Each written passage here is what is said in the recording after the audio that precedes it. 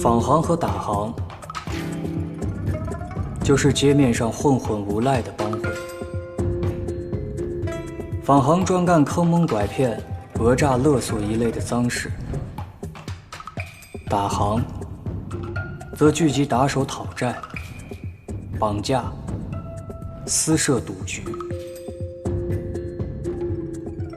捕快查案，定然是先要去找他们的。这街面上见不得人的事情，也没人比他们更清楚。杜县城里有5个帮会，人称二鼠三郎。不过，他们自己管自己叫武侯府。他们的买卖都需要官面上的靠山。以前他们在杜县衙门里的靠山是师傅。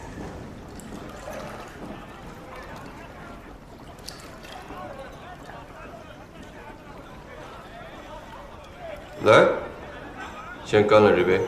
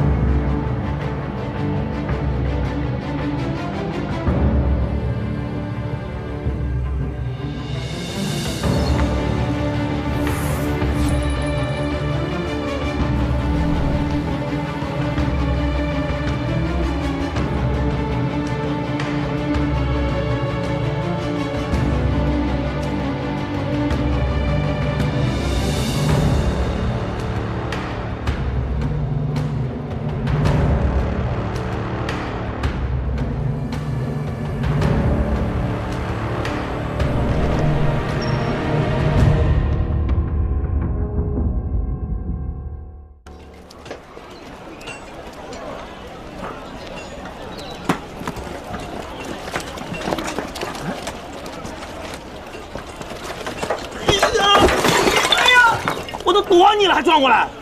不是我，是你撞上来的啊！还敢倒打一耙？知道这酒多少钱吗？这可是20年的女儿红，我们家员外拿来送礼的。我给你赔不是。赔不是值多少银两啊？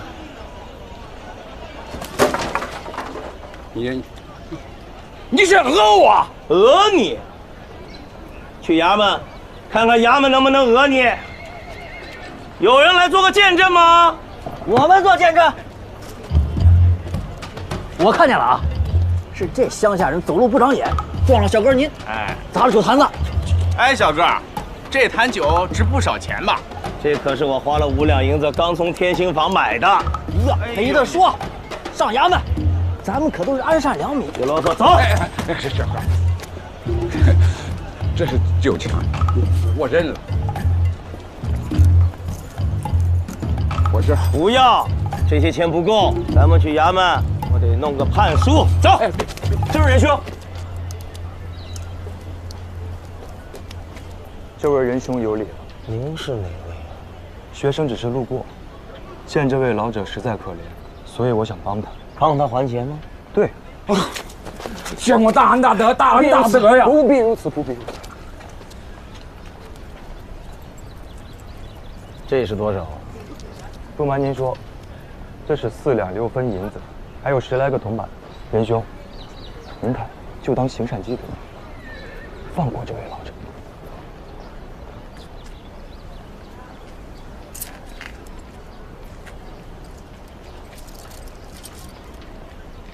行不？谁叫我心善呢？剩下的我自己当倒霉补上。老头，遇到好人了，回头记得把钱给人家还上。是，这钱我一定还上。要是不放心，咱们就写个借据。您识字吗？我不识字，不过没事，你只管写就是了，我按手印。我刘老二虽然穷，但是从来不欠人家的钱。既然如此，那我就写个借据。哎，写了虎。有。三根哥，我在那边看了半天了，你们怎么也没点新鲜的？您这是啊，三根哥，要不咱们去茶馆坐？不忙。刘老二是吧？这位官差，小的就是刘老二。家里还有什么人呢？我娘死得早，儿子媳妇儿也闹天花走了，家里就剩下我跟孙女2个人。不是姑老也引不上这种事儿啊。官差，您这话是什么意思啊？家里有什么财产？穷家哪有什么财产呢？就3间草房，1亩欧田，1亩4分水田。孙女多大？刚满13。哎，刘老二，这帮小子，怕是盯你很久了吧？别动！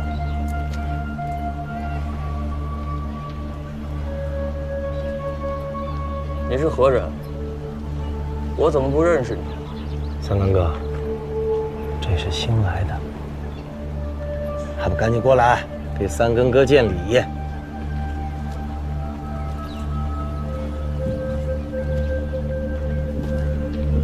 给三根哥见礼。刘老二，你若是跟他签了借据，这利息可是按天算的，利滚利，利套利，不到1个月，你的草房、藕塘、水田可都归了他了。这还不算完啊，对他们来说最值钱的是你孙女。三根哥，您这是干嘛呀？我就是要砸你的买卖。师傅明明给你们定过规矩，不准拐卖幼童。愣头是立过规矩，可是他已经死了。他死了，规矩就废了。我听说，冷头以前给各位立了不少规矩。啊，您肯定有您的规矩吧？我这个人不拘小节，没那么多规矩。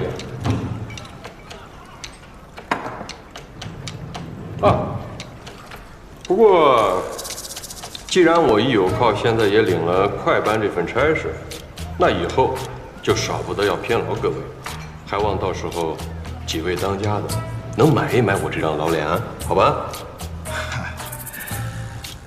一头，侯爷我就一句话，什么话？我们有孝敬，一头有照应。那就一头我多照应，你们呢，多孝敬。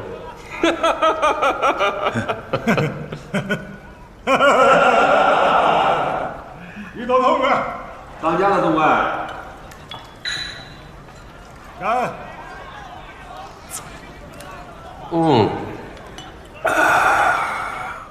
三根哥，今日不是又是专程来砸我们买卖的吧？砸你们买卖是顺便，我来找你们当家的。当家的不在，又不在，我来了几趟了都不在。这样吧，给你个差事，你们当家的回来了，你去衙门给我送个信。你可得给你们当家的说好喽，让他就在这儿等着我。这差事算是落在你身上了。三根哥，您这不是为难我吗？送个信怎么为难你了？你们坊行不就是整日东街串西街转的吗？不是，嗨，三根哥，武侯府5个当家的，您应该不只找了我们一家吧？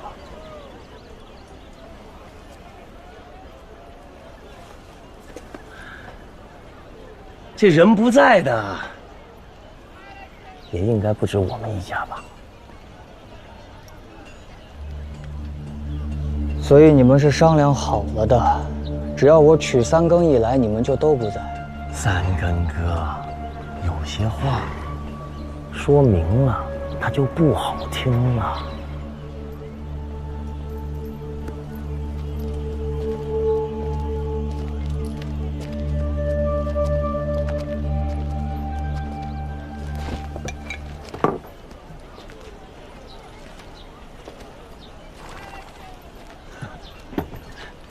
三根哥，您还有什么事儿？帮我带个话总行吧？行，您说。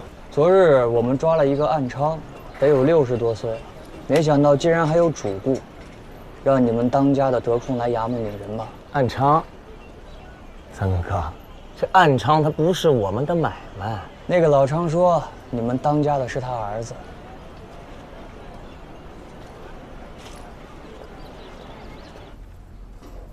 一头，这坊行党行平日里都在澡堂里聚头吗？这是他们的规矩，大家都光着屁股，谁都藏不了刀子。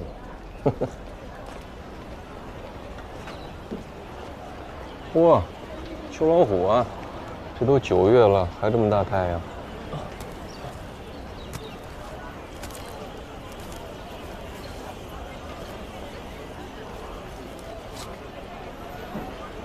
走。这2署3郎真的拜了一头当新靠山。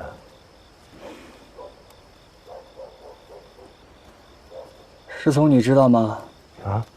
咱们县的坊行打行是本府几个县里最穷的。不能的，明明咱们县是最富的。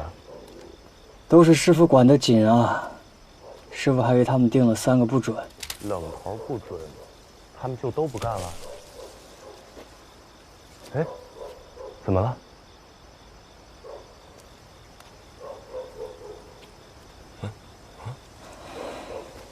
没事，回家吧。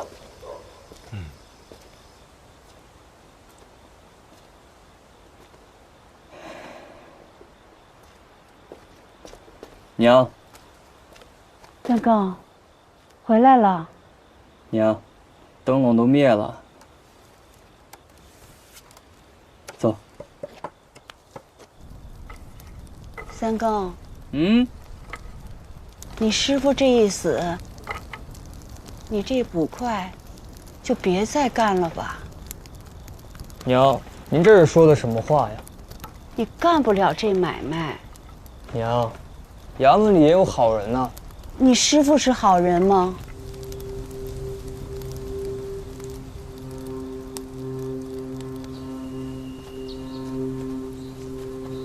师傅，事办妥了，崔员外给了10两。三更啊，以往我让你去找苦主要钱，你不是敷衍我，就是跟我耍无赖，反正你是绝技不会去。今天怎么突然开窍了？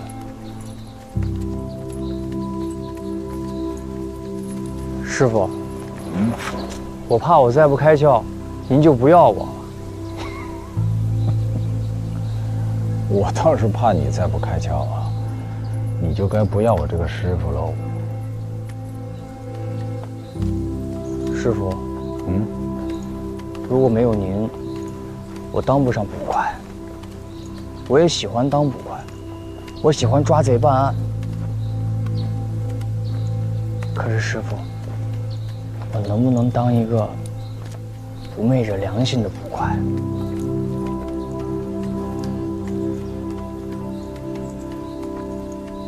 三更啊，良心它是这么一种东西。如果说你想卖的话，卖不上什么价钱，但是你若想留，那它可就贵了。我是怕你以后啊，会付不起这个价儿。师傅是好人。娘只知道，他是个特别厉害的人。这么厉害的人是做不了好人的，像他这么厉害的人都丢了性命，那凶手肯定比你师傅还厉害。娘，三更，娘知道你是一定会给你师父报仇的，娘害怕。娘，我是个捕快，这世上哪有捕快怕歹人的道理？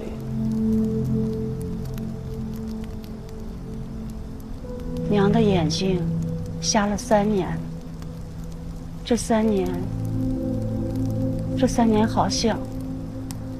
好像天从没亮过，总是在大夜里。这一到大夜里，娘就老想起你爹。以前你爹总说，更夫也是快班差事，所以打更的时候老是想着抓贼，贼是没抓到过，我倒是救了机器，可是最后也是死在救火上。师傅说爹是个好样的。那个时候，整个巷子里都是黑漆漆的，就是你爹拿着那个灯笼是个亮。3个，你爹死了以后，娘的亮就是你。娘，你放心，3更会好好亮着。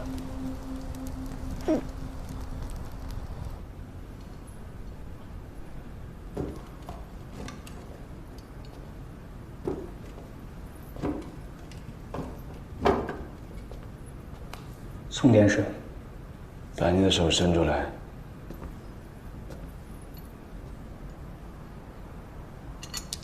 知道这是什么吗？这是一颗牙。什么牙？据小人看，这是一颗槽牙。你知道这颗槽牙有何特别吗？看仔细些。小人实在不知。槽牙最多有3个牙根，这颗槽牙长了4个牙根，这颗牙就送给你了。为什么？这颗牙难得一见，算你有缘。谢过宋天使，小人告退了。龙捕头那日，是不是去过翠华楼啊？小人不知。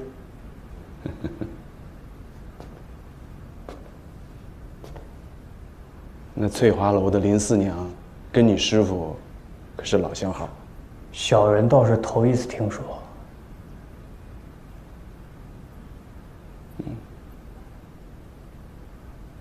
哎，你这东西真不错。哎，三哥，给我留着，改日再说。你去哪儿了？一头到处找你呢。这就去。你先别去。为什么？一头今天把咱们快班当值的兄弟全部支派出去了。我本来也被派了差事，可我一看这势头不对，我就溜回来了。我觉得一头要开始收拾你了。这样，你先找地方猫起来，我去找找他们，起码等金二哥回来再一起去见他。躲得过今天，躲不过明天。只要在这衙门里，迟早得过这一遭。行，那我陪你一块儿去。我自己去，别受牵连。好，那你多加小心。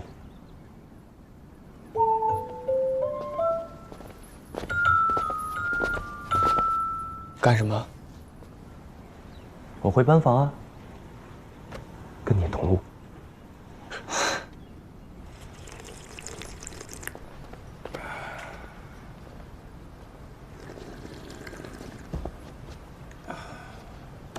曲三哥，你看你现在这吊儿郎当的，哪儿还有个当差的样子？刚才干嘛去了？我被宋典史叫了过去。宋典史？他找你干什么？他送给我一样东西。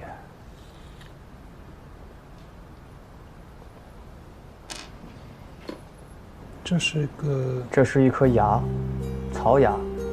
一般的槽牙有3个牙根，这个它有4个牙根。宋典史为什么要送你一颗牙呢？他说不为什么，只是难得一见，我刚好有缘。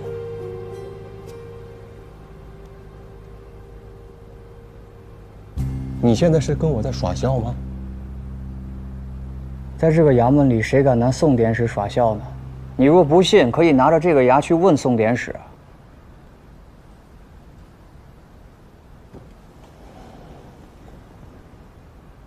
先不说这个牙的事儿，说说你的差事。你既然是个捕快，本分就是抓贼。崔家庄崔员外家中古董玉瓶失窃的案子，怎么还没破啊？当时这个案子是我和师傅一起去办的。又提你师傅？怎么着，曲三更，你以后准备顶着他的牌位混差事吗？我呢，给你3天时间，3天之内若是破不了这个案子，我就革了你的差事。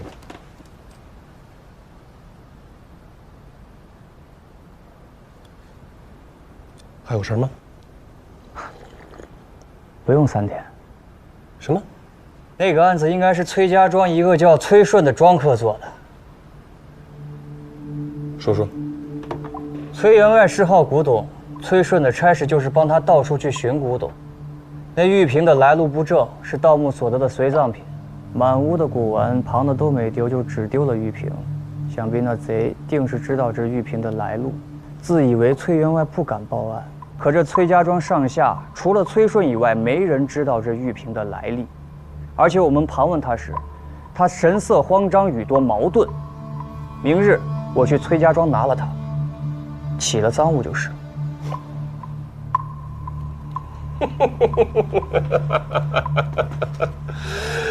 哎呀，好。今日这件事情，我姑且算你过关了。行了，拿起你的牙，该干什么干什么去吧。等会儿。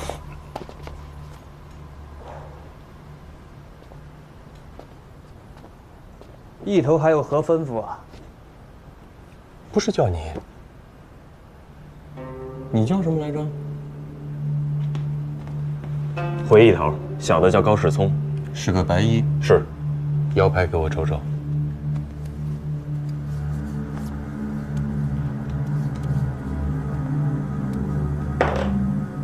明日起不用来了，你被开革了。开革？什么由头啊？老子开革一个白衣，还用得着什么由头吗？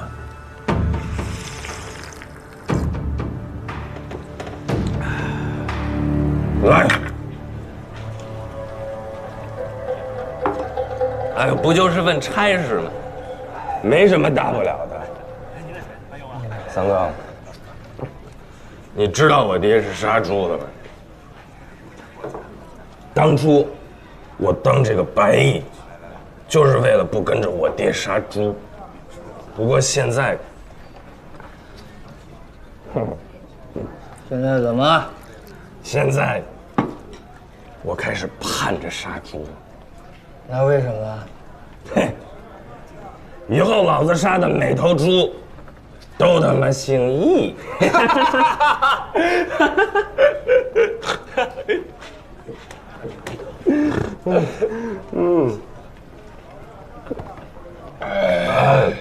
如果我爹没死，我现在就估计跟着我爹打更呢。可是你师傅是冷头啊，你就该当捕快。想当年，那个姓易的多怕冷头，现在冷头刚一走，立马就来抢山头了。这群王八蛋，都该杀！杀猪就讲究一个稳，一刀下去拿盆接血，对，然后往刀口里吹气，好剥皮，对。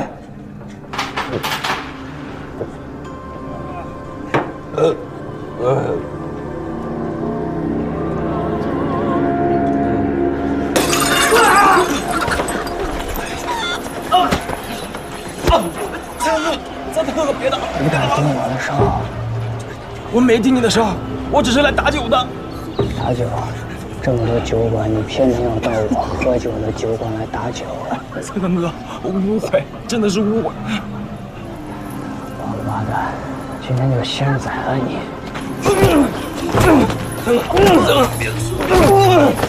让开！离开！走！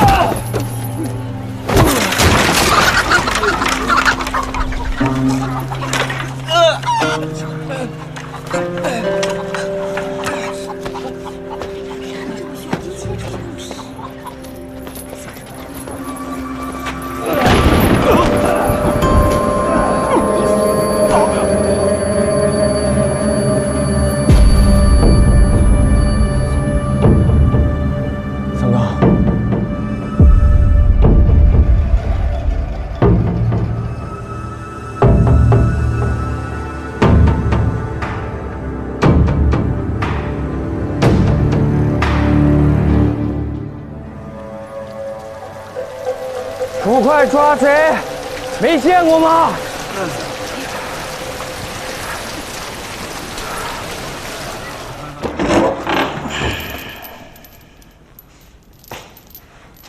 哟，三哥，这是？你是谁？学生。钱墨。钱墨。钱墨，什么案由呢？寻衅滋事，欧差拒捕。寻衅滋事，欧差拒捕，怎地？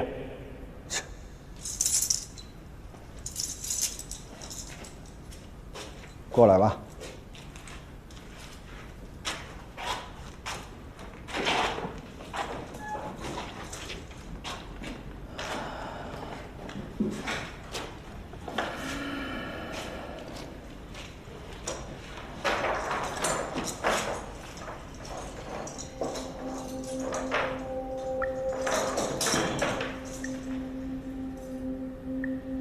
你现在像个捕快了。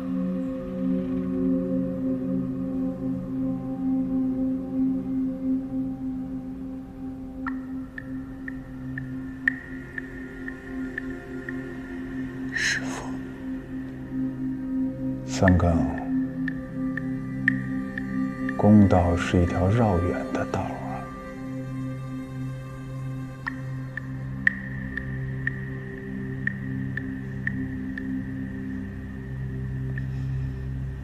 师父，你到底是因为什么死的？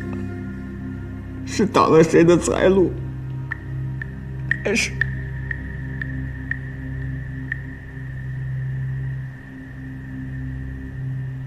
做了什么不公道的事？师父如果做了什么不公道的事儿，你是不是就不要我这个师父了？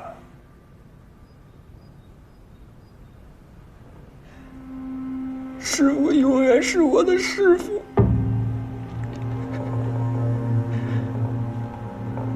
只是，师父是个好人，师父是个好捕快，对不对？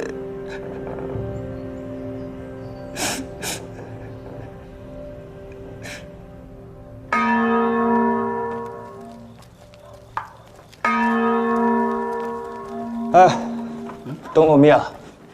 啊，没事儿，这条道我熟，用不着点灯。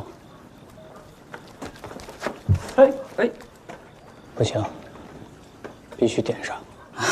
不用不用。哎，我帮你点。我帮你。你没放蜡烛？你为什么不放蜡烛？这条道我熟，我是准备转过前边那个弯，我再放蜡烛的。你认得我吗？面熟。你看清楚了，我是快班的，我认识你们更夫头陈18。你跟我说实话。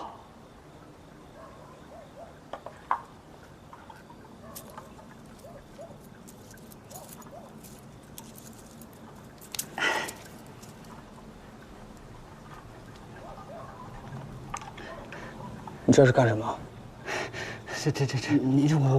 我求您了，您千万别告诉十八爷，不然的话我会丢差事的。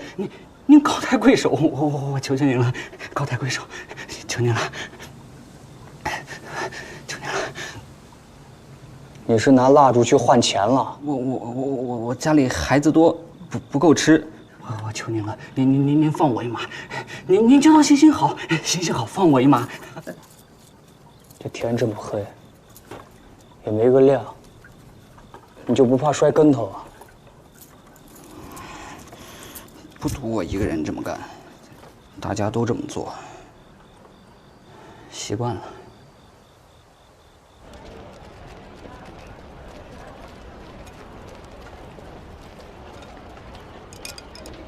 哎，大姐，这会儿还没上座呢，你等一会儿上座再来啊。我为何要等上座再来？你不是卖唱的？哎，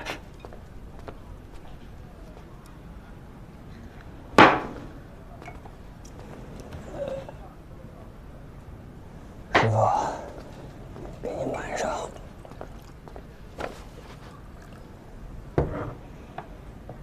桂儿师妹，我去衙门找你，他们说你今天没去。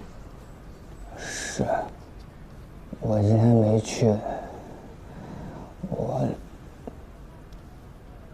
桂儿师妹，你一个姑娘家怎么能来这儿呢？你个捕快，这种时候你该来这儿吗？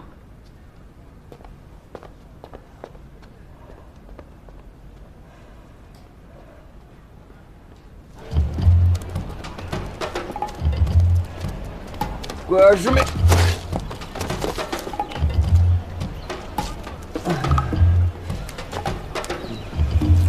妈呀！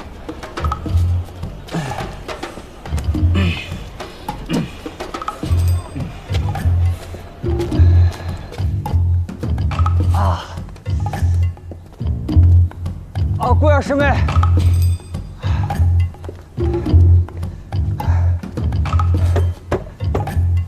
桂儿师妹，你进来吧。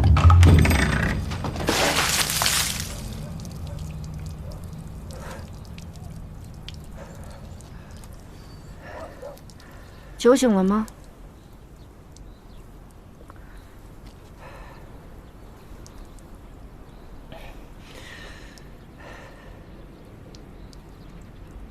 在这儿等着，我去给你拿爹的衣服。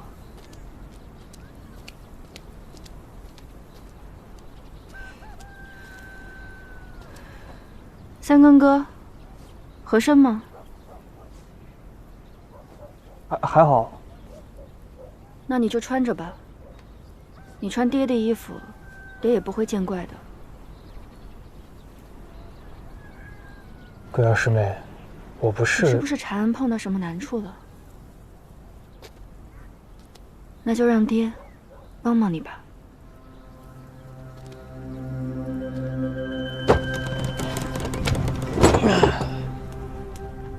三更哥，你还记得我家这个地窖吗？当然记得，咱们小时候不还总下来玩吗？那你还记得这个吗？记得。自打我记事起，这口棺材就一直在这儿。我那时也很奇怪，只有老人才会提前给自己准备寿材。师傅说，当捕快的，不知道什么时候就会有个三长两短的。可是这口棺材不能用了。不能用了？三更哥，你把这个棺材盖打开。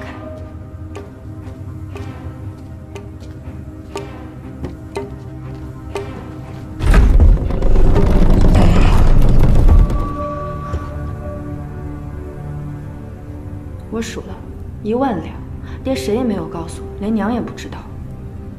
我家虽然不算富户，但过得也算宽裕，城外还有半顷田。可是以爹一个捕头的进项，断然是不可能有这么多钱的。师傅他当了这么多年捕头，这县里上上下下的也都买他的面子，得些谢礼。这许多年攒下笔家业，也衙门的事我不懂，但是人情世故我还是懂的。要攒多少谢礼才能攒这么多钱？况且这些钱根本不是攒的，根本不是攒的。这银元宝都打着戳子，这些银元宝都是同一批铸的。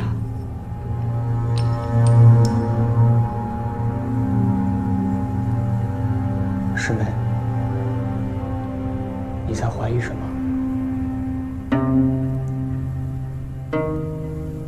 人为财死，在这个衙门里，没有一个人是干净的。可是师傅跟他们不一样。我不在意他是干净还是脏，不管怎样，他都是我爹。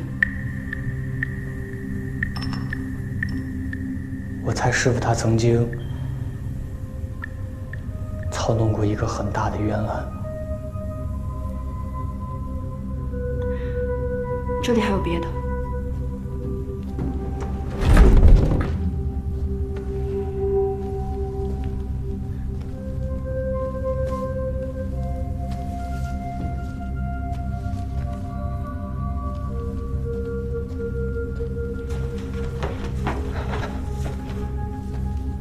四更刚至，更固方才想过，陆宅东墙火起，火势凶猛。当夜大风西风，已殃及我家西墙。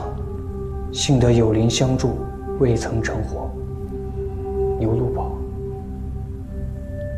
万历17年9月初7。万历17年9月初7。这些都是20年前的。都是陆宅20年前失火后邻居们的证词。证词大概都一样，只不过方向不同，东南西北都有。看来这陆宅占地极大。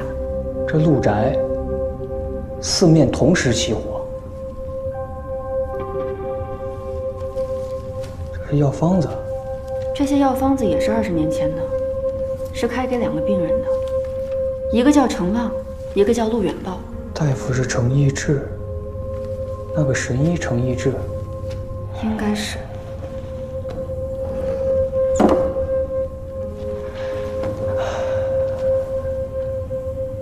师傅做事向来缜密，有备无患，这恐怕是他保命的筹码。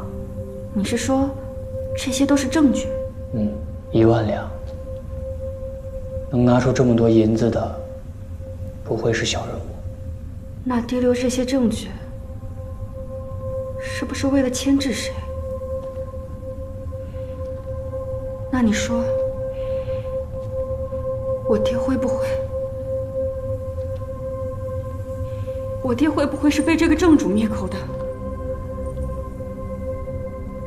现在还无从得知。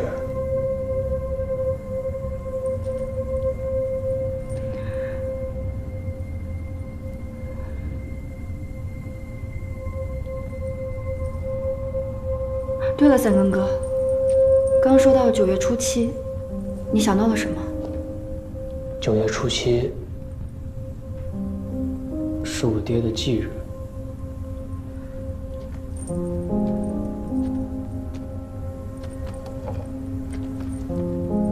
桂儿师妹，没有师傅，我怕是很难成人的。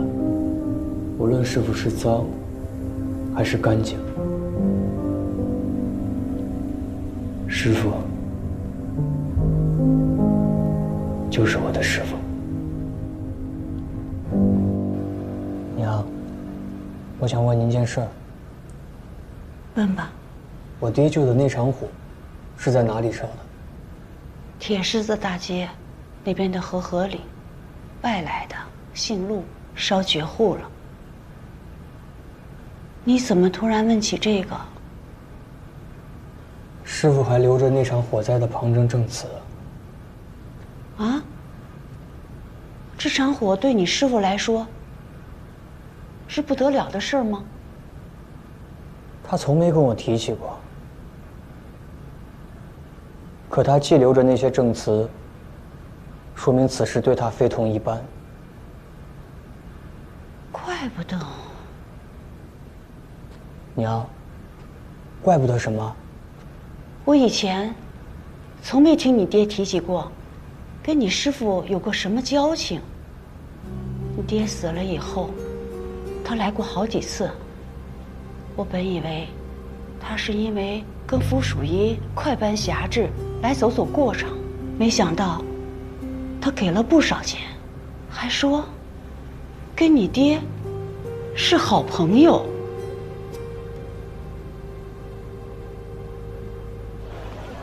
有陆宝，正是小老二。可还记得20年前陆宅那场大火？啊，记得。此事，我倒是记得。记得？那能不记得吗？想到陆家当年那也是一场荣华富贵啊！哎呀，那把我吓得奶水都没有了。我们的老二是喝豆浆长大的。什么？20年前陆家大火，着火了？哪着火了？那日夜里我睡不着，嗨，和我们婆娘怄气，为什么怄气我想不起来了啊。无非就是他老唠叨啊。我那婆娘嘴碎得紧呐。哎，这位官差，你可能去接。我跟你说，这讨婆娘啊，顶好是讨哑巴。火是何时起的？这个嘛，不是3更就是4更，我就听见更鼓响了。更鼓响过之后，忽然之间，您猜怎样？怎样？一个火球从天而降，那火球忽忽悠悠，忽忽悠悠，就在这陆家的房顶上滚将起来。转眼之间，陆家就变成了一片火海。我这里有你20年前的证词，这上面可没提什么火球啊。嗨，那天夜里那个忙着救火，一直到天亮，慌忙之中忘了提及此事，那也是有的。哎，可不是我一人看到了啊，老街旧邻可都看到了啊。每我们坐在一起吃酒时候，只要有人一提到火球的事儿，哎，人人都说曾经见过。这火太凶了，从夜里一直烧到第2天后晌，这烧成一片白地呀。我家当时还没有败落，你别看我现在这样啊，那当时我也是富家子弟，那还是在县学上学的童生呢。这陆家少爷跟我还有同窗之谊，幸好有缘，我得遇一位义士，传了我这先天异术、奇门遁甲、堪舆地理、相面成命。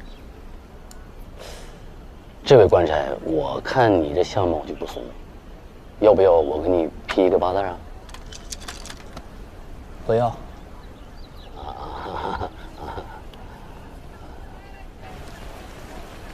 这个是您20年前的证词，就是这个陆家着火的事儿。陈爷，我不识字儿。这陆家起火一事还有个传闻。什么传闻？说是这家主人呐，干了一件丧尽天良、伤天害理之事。路过个道人偶然知道了内情，便要替天行道。这道人施展5雷阵法，招来天雷，雷劈主人卧室，这才起的大火。说起来，还有一个传闻。什么传闻？这家主人是个疯子，火是他自己放的。放火之前，他把他哥哥给杀了。这陆家可有人幸存啊？没有了，连汝带佛死了满门。陆家应该是没人了吧？哎，这位差爷，陆家的火灾，衙门是结了案的，您一查便知啊。您请。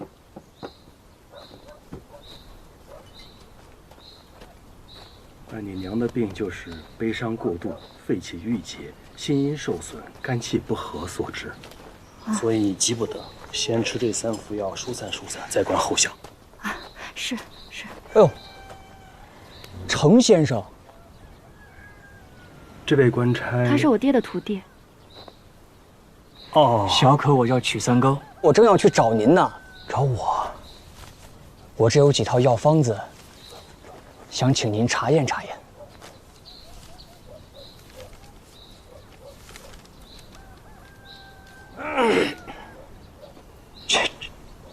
是我开的药方子呀。这个时间应该是20年前的吧？这确实是您开的没错吧？是我开的没错。那您对这2位病人有没有什么印象？这个陆远豹以前是个员外，我这个方子不是医大病的，就是一个心悸气短，以补气调养为主。这个陈旺我不记得了，但是看这个方子，是医肝火亢盛，也不是什么大病。这陆家20年前着了场大火，此事您可知晓啊？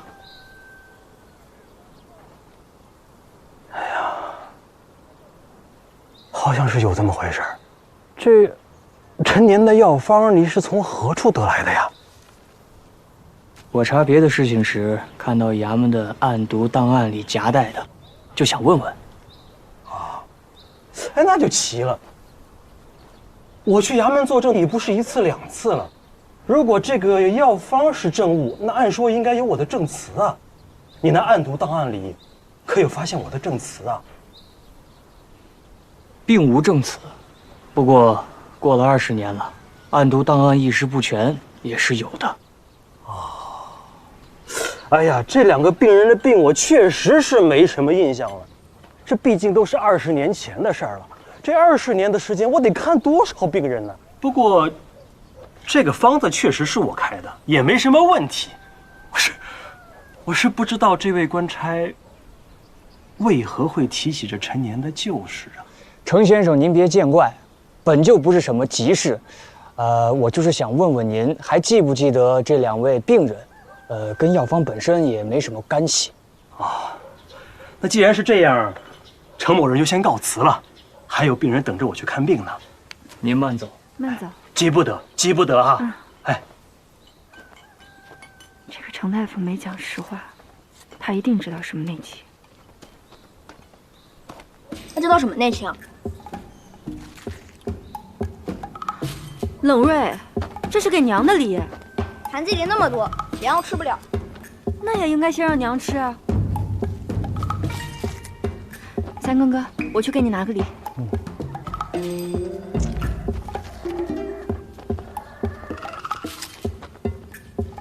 瑞儿，你吃了几个？我就吃了1个啊！不可能，我明明洗了5个，现在只剩3个了，肯定是你偷吃了。我没有，我就吃了1个。那剩下的1个呢？那肯定是3个都偷吃了。我连屋都没进过呀。那是姐姐偷吃了。好你个冷瑞，反咬一口。那就是程先生偷吃了。你再胡说！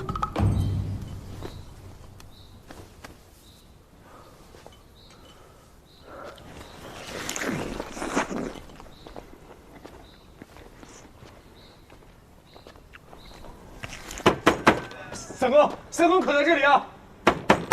三更可在这里，三更。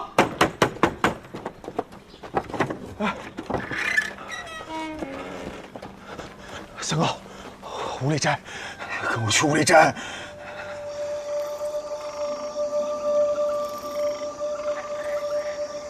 今天早上学童来上学，发现门被门栓锁上了，怎么叫也没人应。后来给舅舅做饭的老仆来了也打不开，就把我叫了过来。我是翻墙进来的，就看见这。现在还不能肯定这就是王父子吧？能肯定，这写我人的，是我娘做的。这是印石，舅舅生前最喜欢书法篆刻。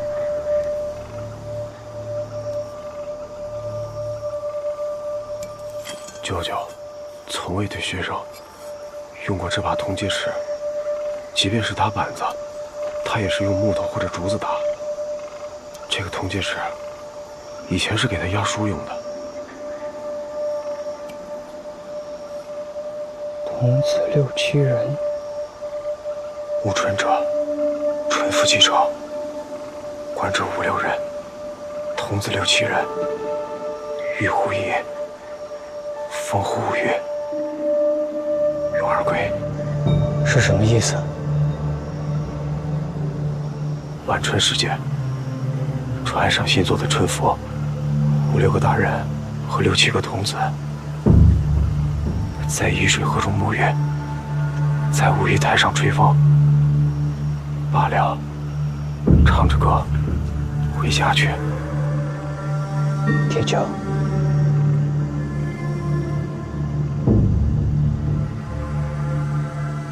找把铁锹。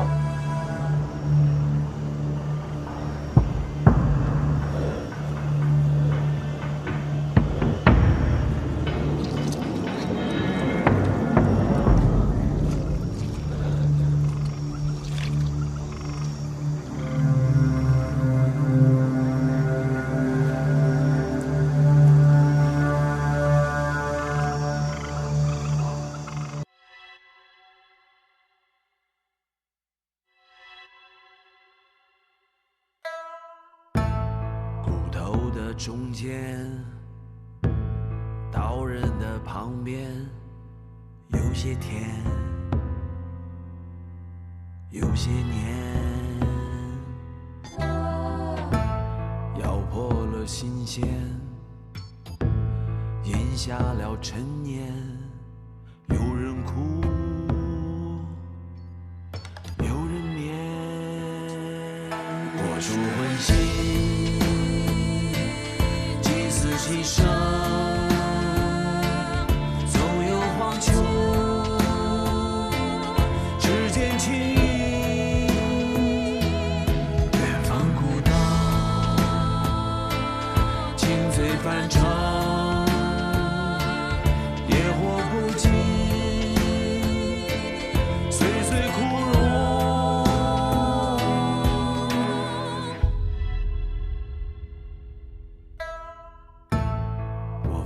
炊烟，